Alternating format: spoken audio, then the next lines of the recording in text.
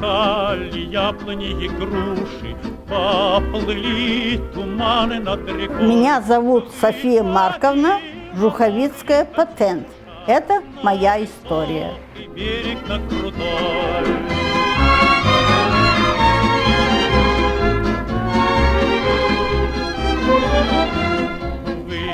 Выходила, песню заводила про степного сизого орла, про того, которого любила, про того, чьи письма берегла.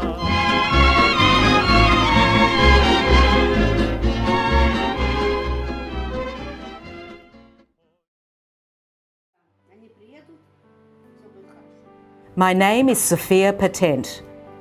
Today is my 92nd birthday.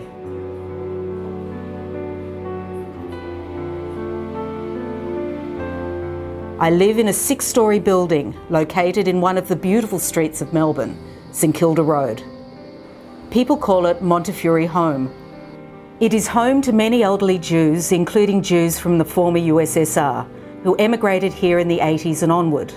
Among them are veterans of the Second World War. Not many heroes from that bloody war remain, but I am one of them.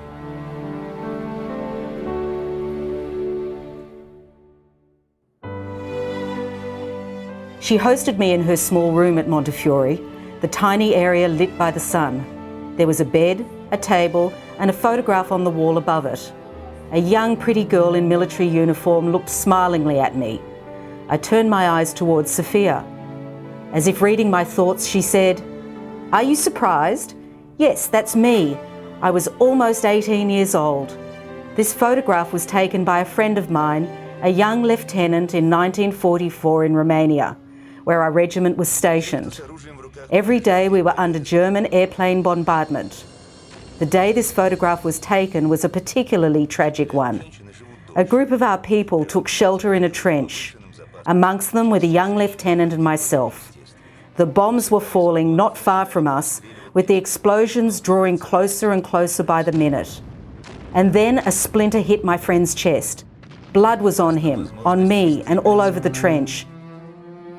We couldn't save him. What a sad photograph this is. You are very young in this photograph, almost a child. Weren't you afraid? I asked. Of course I was afraid. But when you are young, it seems that neither bullet nor bomb will ever get you, and you will live forever. Or at least until victory. A sad smile appeared on her face. And what was before Romania? I asked. Before Romania, there were plenty of events. I will tell you in chronological order. In 1941, a few days after the Germans began bombarding Minsk, my mother said, "No jokes with bombs. They kill. We must run."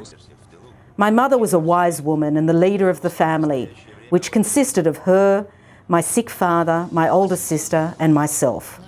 So the next day, together with our relatives, we loaded a truck and moved to a village that was not very far from Minsk. My mother thought that we would stay there for a short time until this war would be over. But who could imagine that the war would last 4 horrible years? We had been in the village only 3 days when we heard that Minsk had fallen, that the Germans had begun killing Jews and the people who sheltered them. Then my mother made another decision. We must run again as soon as possible and as far as possible, she said. So we began walking. We walked for 2 days to a train station where we boarded a freight train. What we didn't know was that this train would be under constant bombardment from the air. After travelling for many kilometres, we arrived at a small town called Alatia in Chuvashia, Russia. There followed a long pause in Sophia's speech. She sat still, silently resting for several minutes. "Maybe we'll continue another time," I proposed, noticing how tired she was. No, I'm fine," Sophia replied, giving a dismissive wave of the hand. I don't remember how we found out about the destiny of our relatives who never managed to leave Minsk. All of them were killed except one. That was Joseph, the husband of my mother's sister, and I need to tell you about his ordeal. It all began one beautiful autumn morning. An endless column of children, women and elderly people surrounded by German soldiers, slowly moved to their certain death. Amongst them was my uncle Joseph. He was weak, but he didn't want to die, so he decided to escape. He jerked to the edge of the road and began running towards the woods. A bullet didn't find him, but a German soldier overtook the unlucky Jew and hit Joseph's head with the butt of his rifle. Bloodstained Joseph fell to the ground. The soldier thought Joseph was dead and didn't fire a shot. My uncle lay motionless for the rest of the day. Only when night fell did he open his eyes. The sky was lit with stars. He smelled the fallen leaves and blood and realised that he was still alive. He looked around. No column of Jews, no German soldiers. Through his bloody pain, Joseph crawled further into the woods and began walking, not knowing where. A Belarusian woman helped him, bringing him to a group of Soviet soldiers who were themselves retreating from the Germans. He joined the group and fought his war with them to the end. Sophia sighed. She looked visibly exhausted from the weight of this memory. You must be wondering why I'm talking about my uncle. What has he got to do with my own fate? I'll tell you. It has a very direct connection.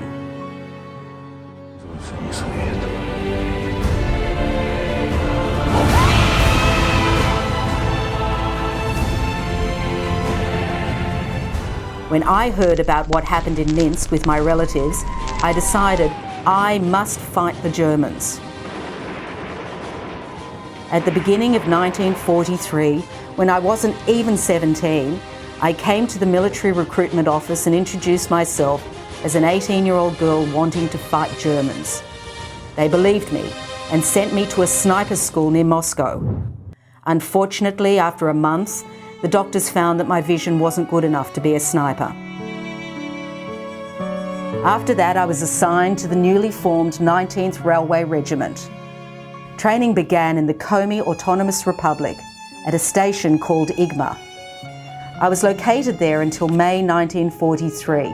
Then I was relocated to the 2nd Ukrainian Front near the border with Romania in a small city called Adinkarga. At times, the Germans were positioned no more than 20 kilometres from us. The command of the 2nd Ukrainian Front wanted us to finish the Romanian railway, making possible the delivery of Soviet troops and ammunitions to the front line. We worked day and night under the German artillery shells and constant aerial bombardment. Together with the 20th Reconstruction Brigade, we rebuilt that narrow Romanian railway. It was hard and dangerous work, especially for a very young girl. As well as working on the railway, I substituted for wounded telephonists at the headquarters. Don't think that I became a lieutenant or a major. I was just a private of the Soviet Army, but I have always been proud of that. I thank God that after the war, I finally met up with my family in Minsk. It seemed that Sophia had come to the end of her story. I thanked her many times, and when I was near the front door, she asked me to open her wardrobe. A black jacket with many gold and coloured enamel medals hung among some ordinary coats. "You are a heroine," I said. "Oh no, I am only a private of the Soviet Army. My deepest wish is to be the last member of my family to wear a military uniform.